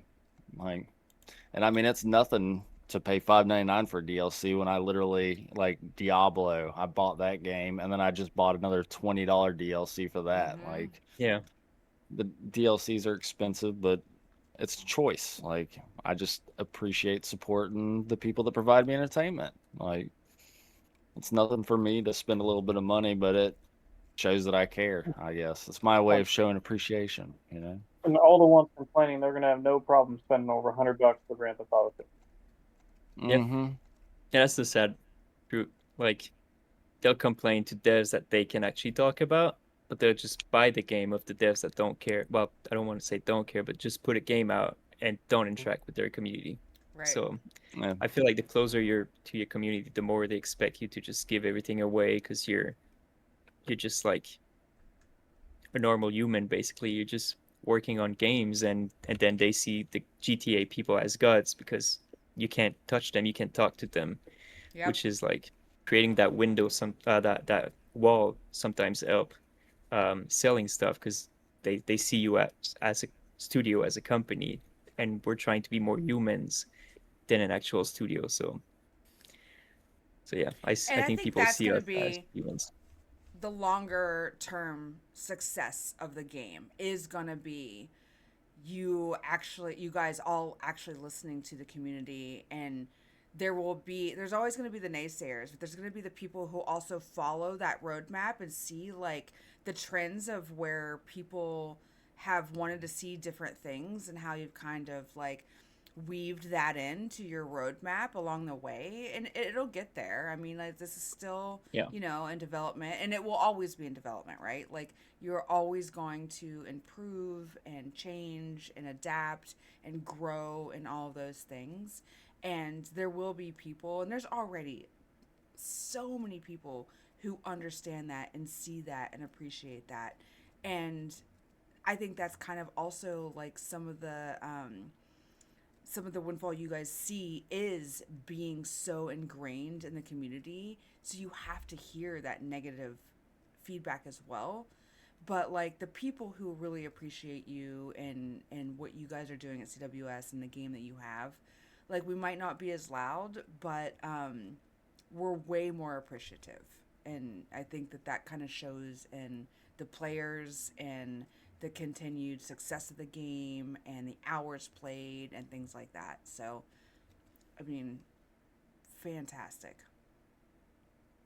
Yeah, we're doing our best, and we really appreciate our community and everything that we built and everything that community built.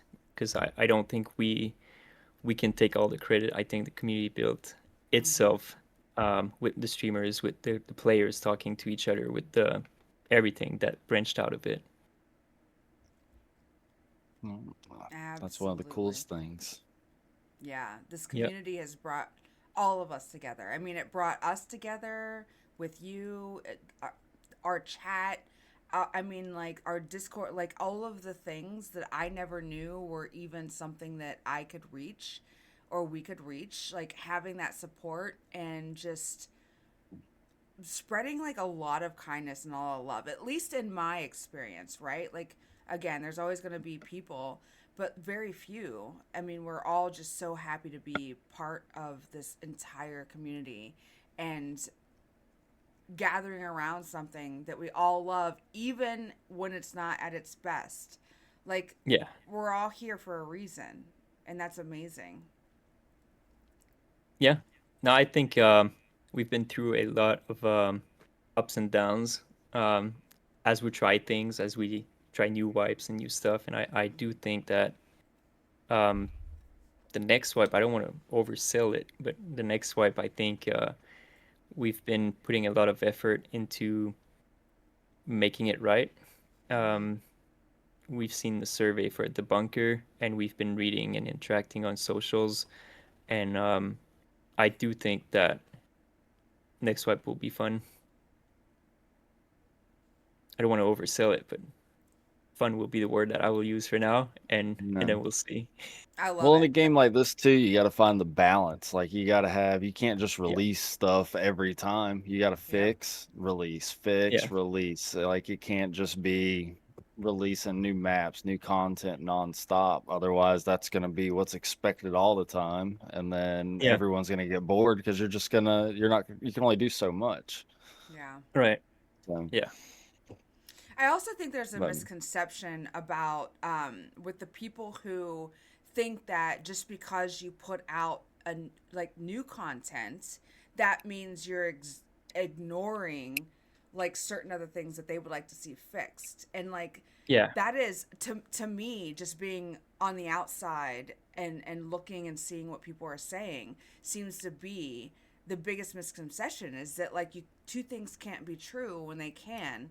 And so, in that vein, what would you like to tell anybody who doesn't understand that two things can be true? You can do fixes and you can do content. You're not taking one from the other.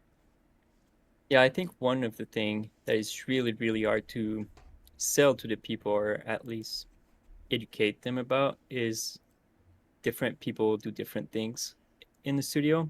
So we have artists that needs to work. So they need to create models, they need to create like maps, they need to create buildings, they need to create guns, they need to create armors, they need to create new clothing for your characters. So when they want us to just fix bugs, then the artist can't work. And we can't tell the artist, oh, by the way, the community want us to focus on bugs for 4 months, so you don't have a job for 4 months. Like we will let you go and not pay you because we need to do that. And then in the next 2 months, they will ask for content. So we'll bring you back on the team. And now one dev will be integrating these new things. And the other devs, we fired you for 2 months because now they want content instead of fixes. So that's not how it works. Like everyone needs to work. So you have the artists working on stuff, and as they work on it, some things are ready to be implemented. So you have a dev that specializes in implementing these things, and you have other devs working on fixes and new systems and things like that. So at some point, you might see more fixes than content because that's what we've been able to push out because more things were ready. Maybe a bunch of guns were ready, and that person just was cooking on setting up these guns while maybe 4 devs were on bugs or something like that. And then you push the update out, the bugs are not fixed yet, so they can't be out, but the guns are ready, so we will push the guns out. And so you can't really just read the patch notes and say, oh, this person did not work on the right thing, because they may be working on the bugs that you reported, but they're not ready, or they failed QA last minute, so we had to take them out of the patch notes or something. So yeah, it's there's more than one person that work in the studio. It's not a one-man studio, so the bug that you reported might be somewhere in the studio right now being worked on. Awesome. To Riddler Founding, do you have anything else that you want to ask or say? I just want to say thank you, Mikaël. You've been Thanks awesome to in you the guys. community the last few years. It's always nice seeing how you treat people respectfully, especially on Facebook, and also putting them in their place in a funny way when it needs to be done. I always love that. But Mm-hmm. thank you and the devs, for creating the best game I've ever played. Yeah. Yeah. Thanks for sparing your time and talking to us and talking to everybody else, going over some of your thoughts and just going in a little deeper about what it takes Yeah. Well, to thanks to bring you this to guys. life. We appreciate you so much, Mikaël. We hope to do more of this in the future. Um, Again, thank you so much. We know it's late for you and you have other responsibilities. So the fact that you took time to not just talk to us, the three of us, but to address the community and address people who care and want to be here and want to learn from you. And it has been so amazing to learn a little bit more than just the face on Facebook, just the what we assume that you do, and really understanding the layers of who you are and what makes you tick. And we look forward to just getting to know you more and more over time. And seriously, thank you very much. Yeah. Well, thanks to you guys for your time and introducing me to your community because that's always appreciated. And it's always fun to see that people care about the game and care about the people behind the game. That's also fun to know that we're not just a game. Yeah. Yeah, Mm-mm. no, absolutely. We're all human at the end of the day, right? Yep. Yeah. And that's what matters. We'll.